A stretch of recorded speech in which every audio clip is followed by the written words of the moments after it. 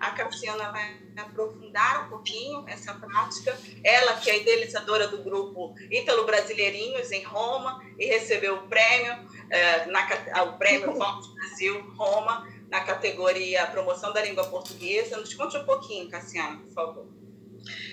Então, Ana Luísa, o meu envolvimento com o português como língua de herança, ele começa, assim como para todas vocês aqui, colegas presentes na mesa, com a chegada da maternidade.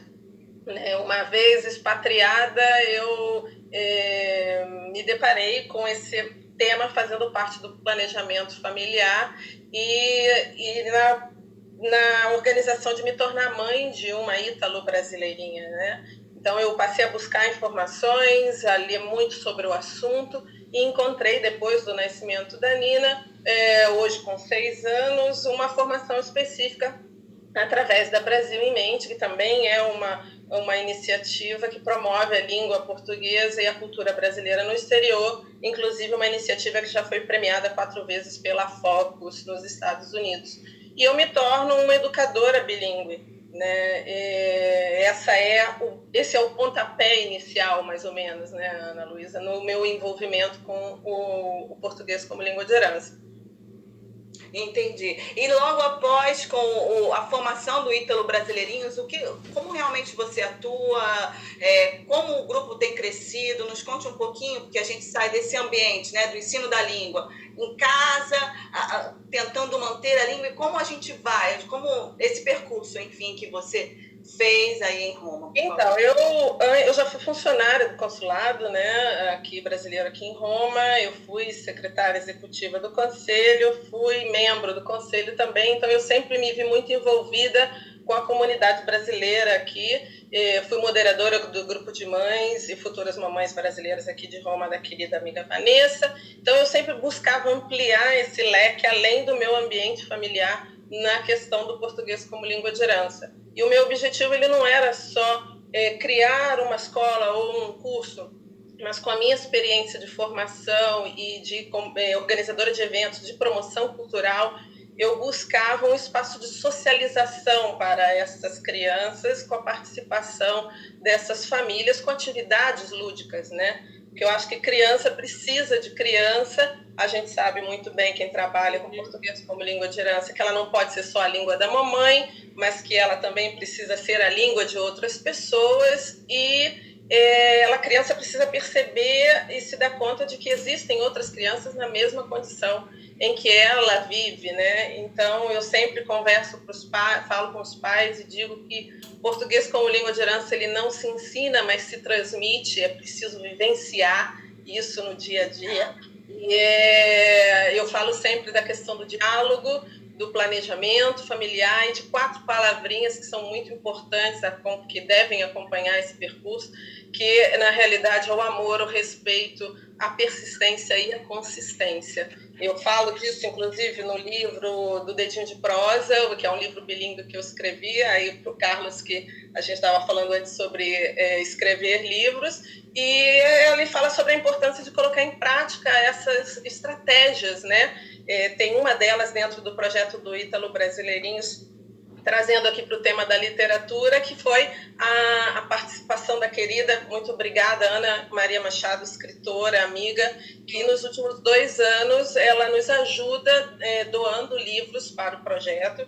Já foram mais de 70 títulos, todos de sua autoria, livros novos, e que muitas vezes eu cheguei a receber aqui em casa. E essa participação funcionou muito, porque trazendo esses livros para dentro do projeto, ele não só despertou nas crianças o interesse pela leitura, mas também reforçou os laços, né, com as famílias, entre pais e filhos, até porque muitas dessas crianças eram pequenas e não sabiam ainda ler.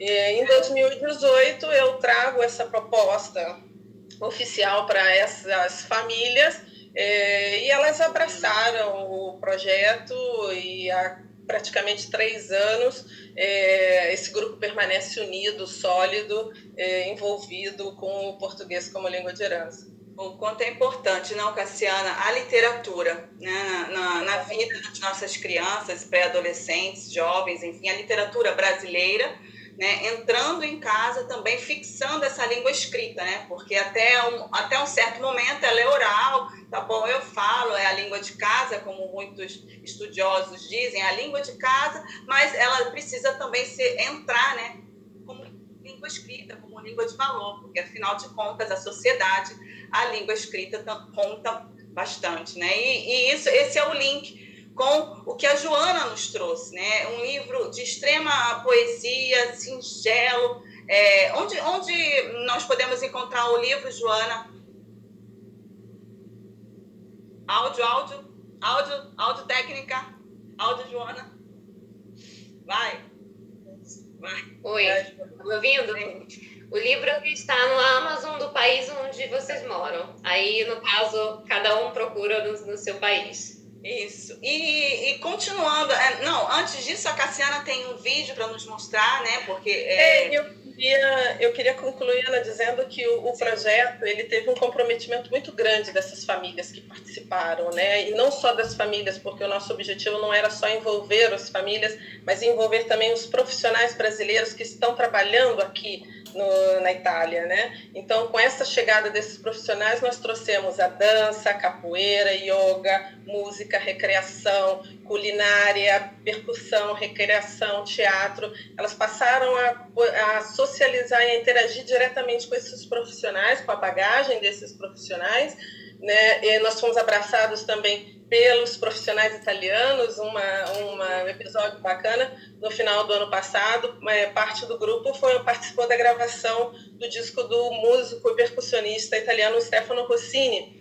Então, essas crianças dentro do estúdio, gravando a música, ver a música pronta, ouvir, né, com o nome estampado na capa de um disco, é uma experiência única. Eu falo sempre que português como língua de herança é vivência, essa vivência do hoje, que amanhã vai ser para ela uma recordação, quando ela olhar para trás, se lembrar de tudo aquilo que ela vivenciou. E esse é só um dos trabalhos que a Associação Bambinópolis oferece, uma associação com propostas de atividades de esporte, cultura e entretenimento para a família toda, presencial, online, sempre ao alcance de todos. E o resultado vocês poderão assistir agora num breve vídeo com a música tema do projeto, Um Pé Aqui, Outro Lá, do educador musical lá do Rio de Janeiro, Marcelo Serralva, e que a gente canta sempre em todo lugar. Andréa. Outro lá, outro lá. Um pé aqui, outro lá.